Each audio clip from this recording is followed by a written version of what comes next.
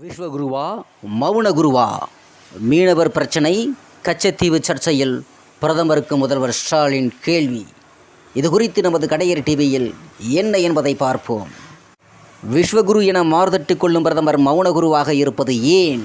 தன் சொந்த இயலாமையை மறைக்க திமுக மீது சேற்றை வாரி இறைக்கும் கபட நாடகத்தை எங்கள் மீனவர்கள் தோல் உரிப்பார்கள் என தமிழக முதல்வர் ஸ்டாலின் தெரிவித்திருக்கிறார்.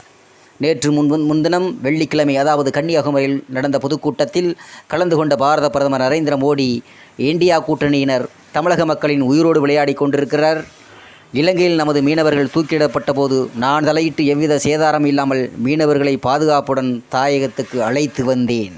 இதுபோன்ற சில அடிப்படை துயரங்களுக்கு வித்திட்டது திமுகவும் காங்கிரசும் தான். மக்கள் மீது புழுதிவாரை இறைத்துவிட்டு தங்களின் நலனில் மட்டுமே குறிக்கோளாக இருக்கிறார்கள். திமுகவும் காங்கிரசும் செய்த பாவங்களுக்கு பதில் சொல்லியே தீர வேண்டும் என விமர்சித்து பேசியிருக்கிறார். இந்நிலையில் இன்று சனிக்கிழமை தமிழக முதல்வர் மு.க. ஸ்டாலின் தனது எக்ஸ் பக்கத்தில் வெளியிட்டுள்ள பதிவில், கடந்த காலத்தில் திமுக செய்த பாவத்தால் தான் இலங்கை அரசால் இன்று தமிழக மீனவர்கள் இன்னலுக்கு ஆளாகிறார்கள் என பிரதமர் பதவியில் இருந்து மோடி வாய்கூசாமல் புழுகியிருக்கிறார். திமுக அரசின் கடும் எதிர்ப்பையும் மீறித்தான் கச்சத்தீவு இலங்கைக்கு தாரை வார்க்கப்பட்டது என்ற உண்மை வரலாற்றை தமிழக மக்கள் நன்கு அறிவார்கள். நாட்டின் ஒரு பகுதியை மாநில அரசால் மற்றொரு நாட்டிற்கு வழங்க முடியும் என நம்பும் அளவுக்கு பிரதமர் அப்பாவிகளாக இருக்கிறார்களா? கச்சத்தீவை மீட்க கடந்த 10 ஆண்டுகளில் ஒன்றிய பாஜக அரசு எடுத்த நடவடிக்கை என்ன? தமிழக மீனவர்கள் இலங்கை அரசால் தொடர்ந்து சிறைபிடிக்கப்படுவதையும் சித்திரவதைக்கு ஆளாகப்படுவதையும் தடுத்து நிறுத்தாதது ஏன்? அவர்கள் இந்தியர்கள் இல்லையா? அதானி நிறுவனத்தின் வர்த்தக நலனுக்காக இலங்கை அரசுக்கும் அழுத்தம் தந்த ஒன்றிய பாஜக அரசு இந்திய மீனவர்களின் பாரம்பரிய உரிமைக்காக வாய் திறக்காதது ஏன்?